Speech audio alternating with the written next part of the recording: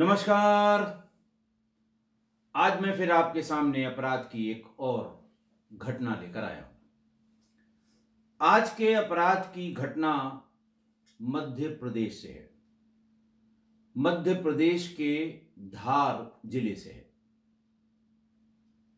सवेरे कोई 10 बजे की बात रही होगी। 22 अक्टूबर 2022 को किसी अज्ञात व्यक्ति ने थाना राजौद में ये सूचना दी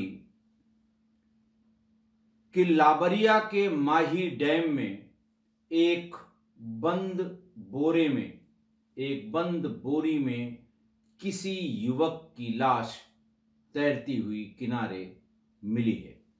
जो इलाका है वो है गोंगदी खेड़ा। उस डैम में, उस जगह पर जहां किनारे ये लाश मिली है बोरी में बंद, वो गोंगदी खेड़ा है। पुलिस मौके पर पहुंची। पुलिस ने लाश को बोरे से निकाला, पहचानवाने की कोशिश की। कोई भी वहां आसपास नहीं पहचान पाया। अज्ञात में लाश का पंचनामा करके उसे पोस्टमार्टम के लिए जिला हेडक्वार्टर धार में भेज दिया गया। शाम तक पोस्टमार्टम रिपोर्ट भी आ गई। हत्या का कारण स्ट्रेंगुलेशन यानी गला दबाकर या गले में रस्सी कस के फंदा लगाकर उसकी हत्या की गई थी। फोटोग्राफ खींचे गए, पोस्टर बनाए गए, सार्वजनिक स्थानों पे पोस्टर लगाए गए। कोशिश की गई, पहले पुलिस ने की कि किसी तरह लाश की पहचान हो सके। कई दिनों के प्रयास के बाद पुलिस को यह पता लगा कि थाना सरदारपुर में किसी व्यक्ति की गुमशुदगी लिखवाई गई है। जिस व्यक्ति की गुमशुदगी लिखवाई गई है उसका नाम पप्पू है। पुलिस ढूंढते ढूंढते, राजौद की पुलिस ढूंढते ढूंढते वहां तक पहुंची। अपने साथ फोटोग्राफ ले गई थी। पुलिस ने घर में उस फोटोग्राफ को दिखाया। मृतक का भाई पुंजा घर में मिला। उसने बताया कि ये मेरे भाई पप्पू की लाश है, मुझसे छोटा है। पुलिस ने आगे तहकीकात करना शुरू किया। उससे पूछा कि ये कब घर से गया, काहे के लिए गया, कौन कौन साथ गया, अंतिम बार किससे बात की, अंतिम बार कहां देखा गया, तुम लोगों ने ढूंढने की कहां कहां कोशिश की। इस तरह के सवाल ये सामान्य सवाल हैं पुलिस के। किसी सामान्य आदमी से जब पूछे जाते हैं तो उसको शंका होने लगती है कि पुलिस हमारे ही भाई की हत्या या मृत्यु हुई है और हमसे ही इस तरह की पूछताछ कर रही है, शायद हम पर शक कर रही है। पर ये सामान्य बातें हैं जो जानना जरूरी है हत्या के कारण के लिए। बहरहाल पुंजा ने भी बिल्कुल बढ़िया सा जवाब दिया। उसने कहा कि ये पप्पू अपने 17 अक्टूबर को अपने घर से ये कह के निकला कि कल यानी 16 अक्टूबर को पत्नी ने मुझे किसी काम से बुलाया है, जो अपने मायके में थी। और 17 को उसने मां को और मुझको ये कह के कि वो पत्नी से मिलने जा रहा है, हमारे घर से निकल गया।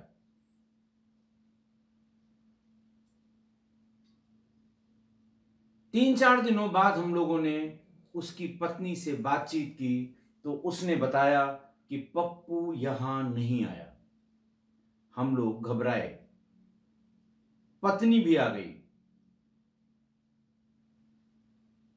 काफी तलाश करने के बाद कुछ नहीं पता लगा तो हम लोगों ने सरदारपुर थाने में पप्पू की गुमशुदगी लिखवा दी। परिवार के में जो उसकी मां थी, भाई था, उन दोनों ने एक स्वर से यही बताया कि घटनाक्रम ऐसे ऐसे हुआ था। पुलिस के पास उनकी बात का यकीन करने के सिवा कोई चारा नहीं था। लेकिन कहां उसका मायका और कहां माही डैम। लाबरिया का जो माही डैम है वो अलग अलग दिशा में थे। पुलिस ने पप्पू के फोन को सर्विलांस पर लगवाया। पता ये लगा कि 16 अक्टूबर को ही उसका फोन रात के समय स्विच ऑफ हो गया था।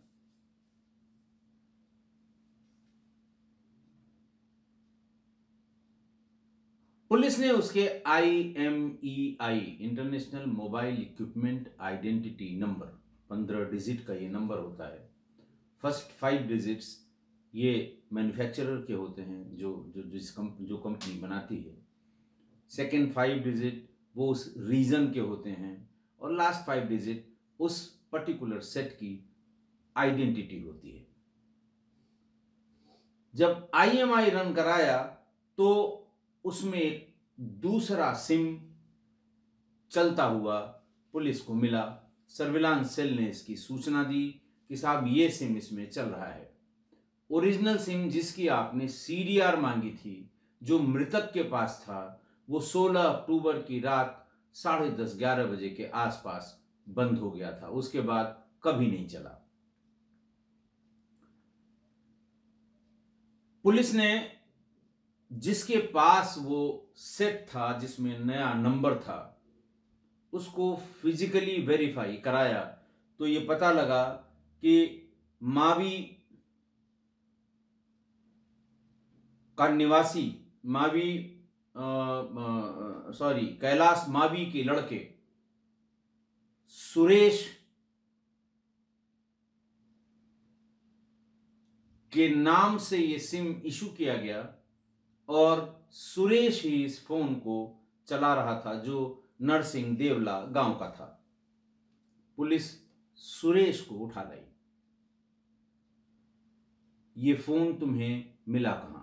पुलिस का मकसद ये था कि ये फोन किस दिशा में मिला, किस गांव में मिला, कहां, कौन ले आया, किसने दिया, शायद उससे वो हत्यारों तक पहुंच सके।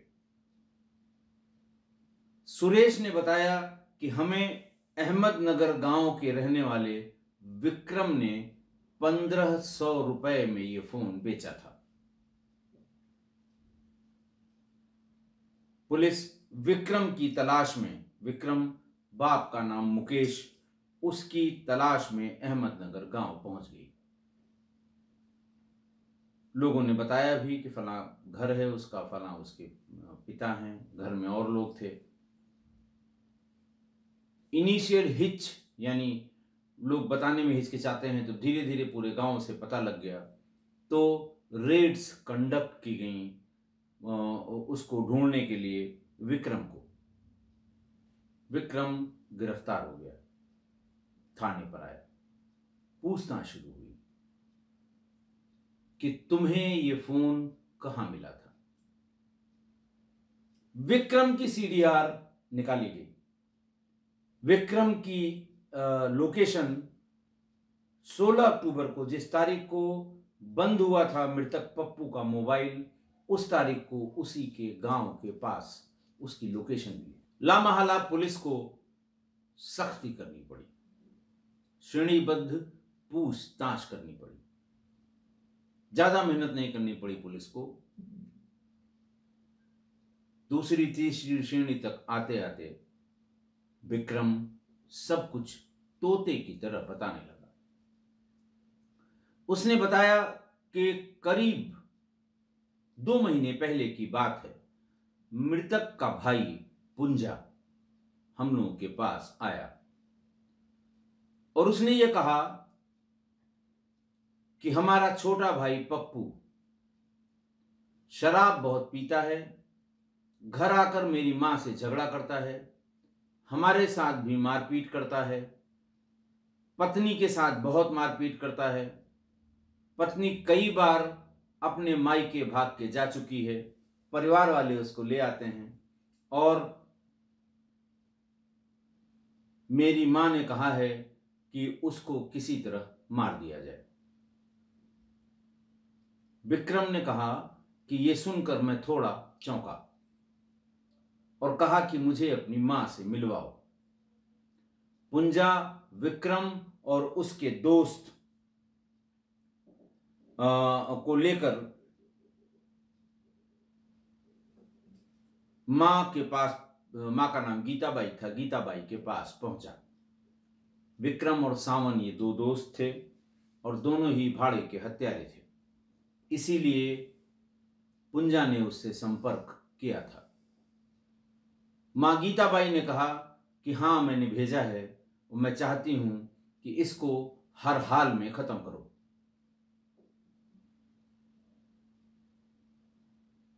विक्रम और सावन ने कहा कि इसके लिए कितना पैसा खर्च कर सकती हो।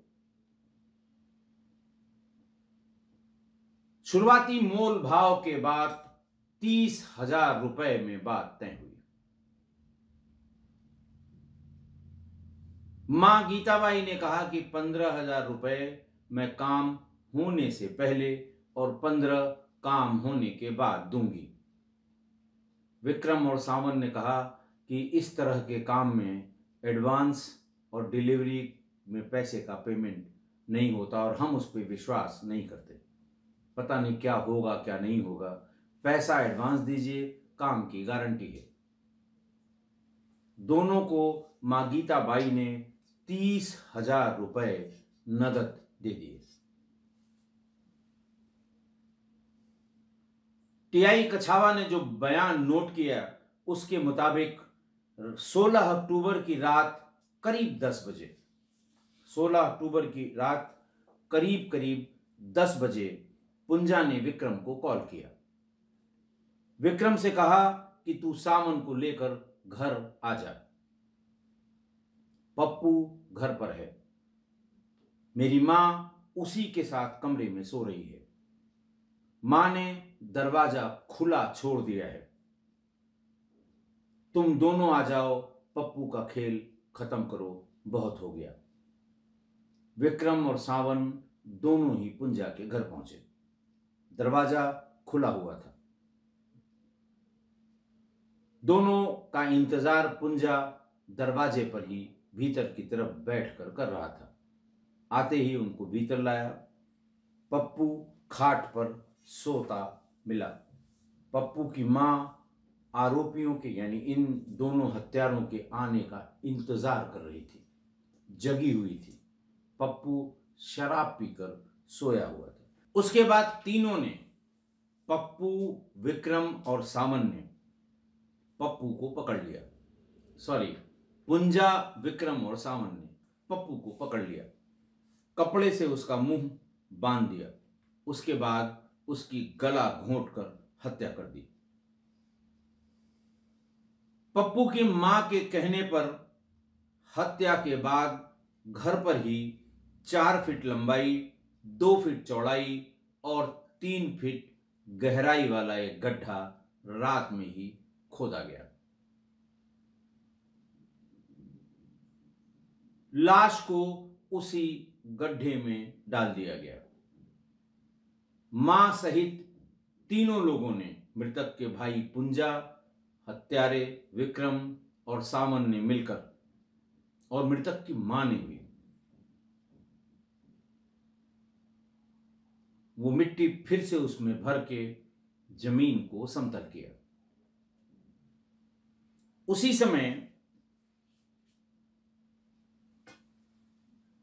पुंजा ने पप्पू का मोबाइल विक्रम को देकर यह कहा कि इसे कहीं एकांत में फेंक देना, सिम निकाल लेना।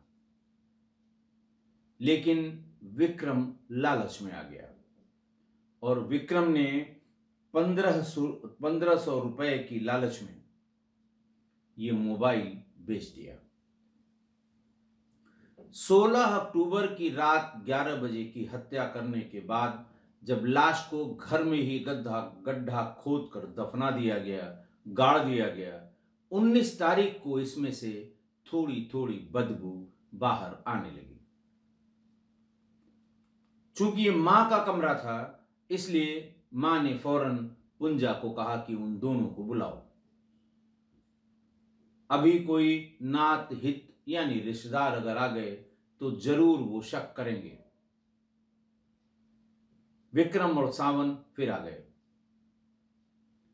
मां ने, गीताबाई ने कहा कि इसको यहां से उखाड़ कर, यानी इस मिट्टी को निकालकर, लाश को बाहर निकालकर और इसे कहीं दूर फेंक कर आओ, वरना यहां दिक्कत होगी। इसकी जो स्मेल है, इसकी जो इसकी बदबू है, इसकी दुर्गंध है, वो हमारे लिए समस्या खड़ी करेगी।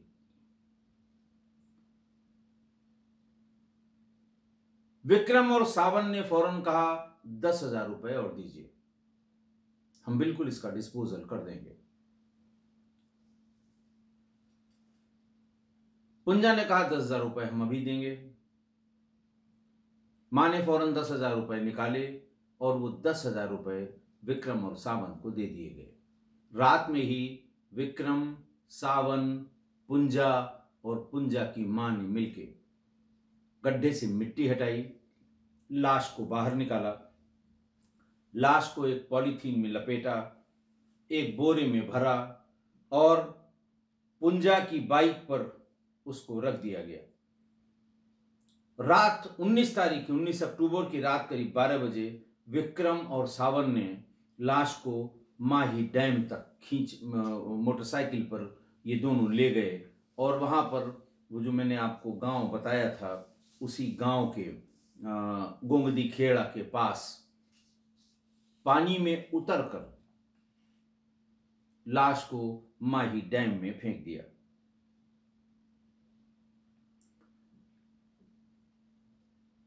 फिर ये दोनों लौट कर आए, विक्रम और सावन। पुंजा और उसकी मां घर में थी। चारों ने मिलके फिर उस उखाड़ी हुई मिट्टी को, निकाली गई मिट्टी से उस गड्ढे को फिर से भर दिया।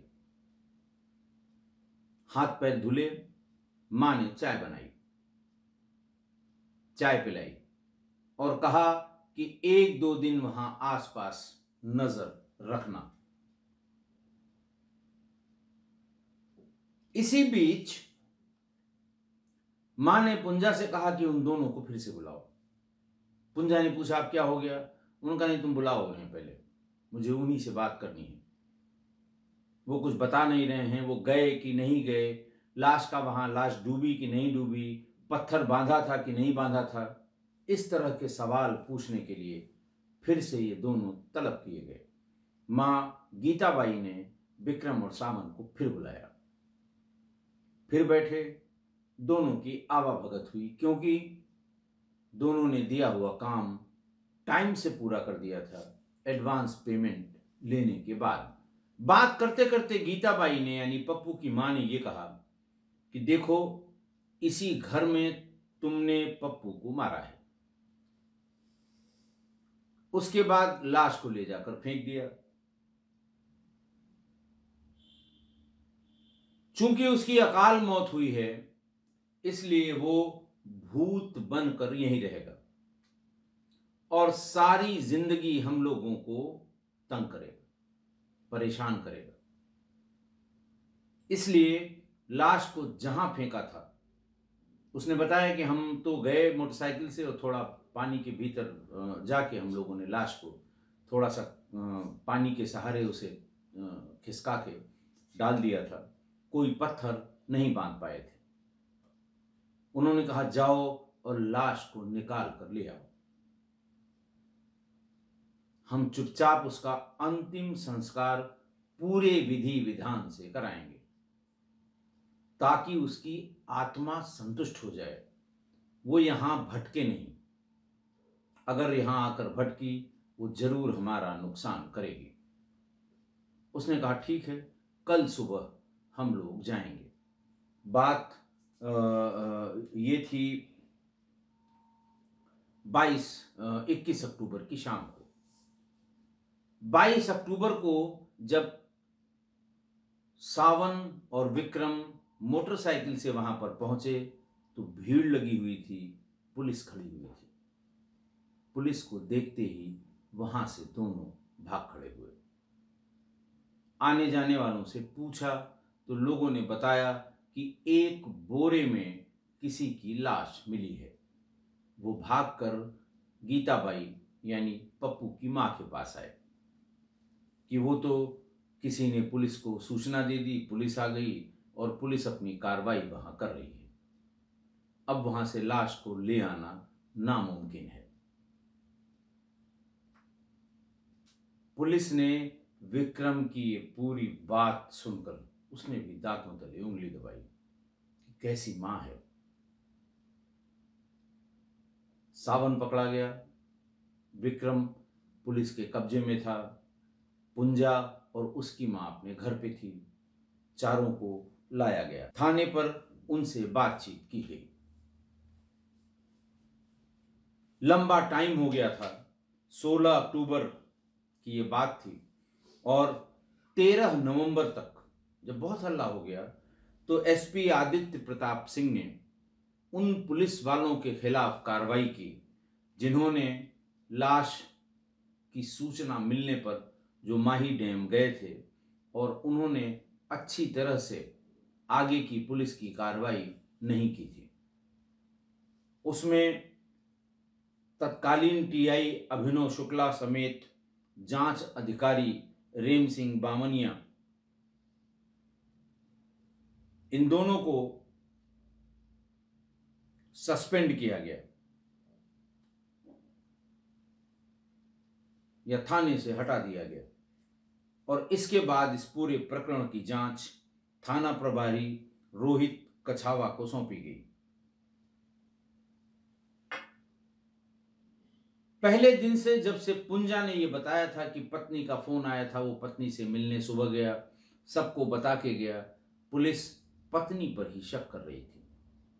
पत्नी से घंटों घंटों बातचीत की गई थी, थाने पर बुला के बातचीत की गई थी, लेकिन पत्नी को कुछ भी नहीं पता था। पुलिस ने इन चारों को 1 दिसंबर 2022 को मृतक की मां गीताबाई, भाई पुंजा, सुपारी किलर विक्रम और सावन, चारों को गिरफ्तार करके जेल भेज दिया। आज की घटना में एक मां ने हद कर दी, हद की हद कर दी। हत्या की सुपारी दी, हत्यारों को बुलवाया, दरवाजा खुला रखा, निगरानी करती रही बेटे के बगल में लेटकर कि होश में तो नहीं आ रहा है। बेटे को अपने सामने मरवाया, उसी कमरे में गड्ढा खुदवाया, गड्ढा खोदकर उसी गड्ढे में गड़वाया। ये सब ध्यान रखिए मां ने किया, मां की प्रेजेंस में ये सब हुआ। बदबू आई तो उसने कहा कि भाई इसको फौरन ले जाओ, कहीं दूर फेंको, वरना बदबू जो है वो हम लोगों की जान की आफत बन सकती है। भाड़े के हत्यारों ने उन दोनों को पॉलीथीन में लपेटकर माही डैम में फेंक दिया। फिर 2 दिन बाद बुलवाया कि ऐसे जो मरा है ये, इसकी आत्मा भटकेगी,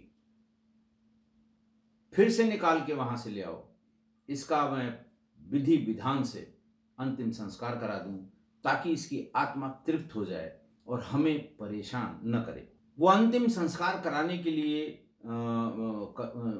कराने की जिद इसलिए नहीं कर रही थी कि अचानक उसको उसके मन में बच्चे के लिए प्यार उमड़ आया कि साहब इसकी हम विधि विधान से अंतिम संस्कार करेंगे। उसका वात्सल्य और ममता वो अलादीन के चिराग से निकले और उसको चारों तरफ से लपेट लिया, जो वात्सल्य और ममता का धुआं था। ऐसा नहीं था, बल्कि वो इसलिए विधि विधान से अंतिम संस्कार और पूजा पाठ कराने के लिए परेशान थी, ताकि वो भूत बनकर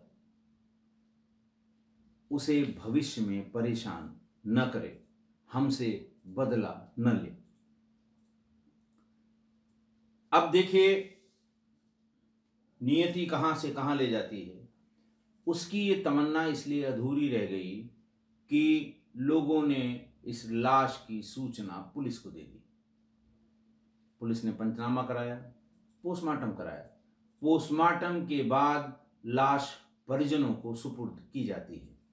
पुंजा ने लाश की कस्टडी पोस्टमार्टम हाउस में ली और ले आया।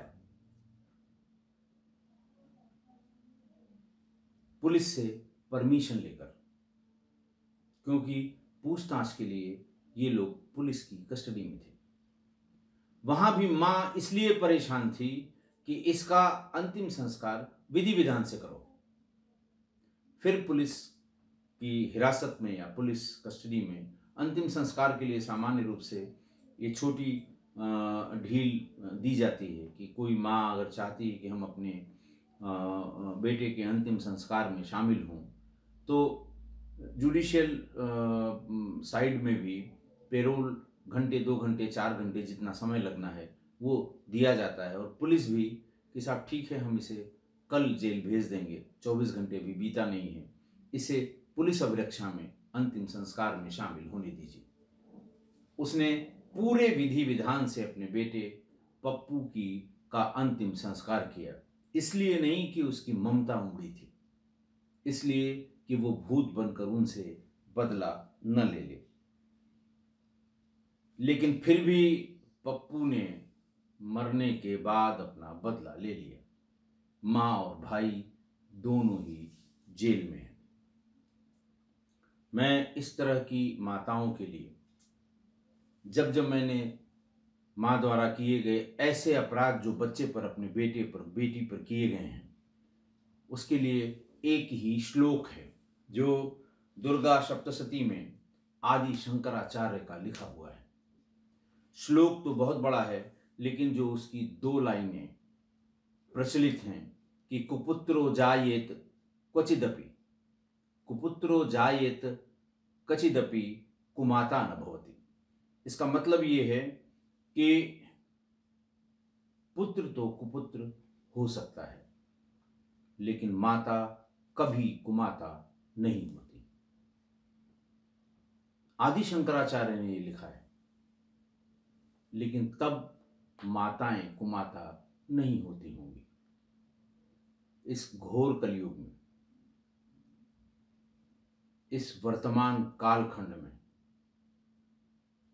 इस 2022 में ऐसी भी माताएं हैं जिन्होंने पुत्र के प्रेम की परिभाषा बदल दी, जिनकी क्रूरता पुत्र के लिए सारी हदें पार कर गई।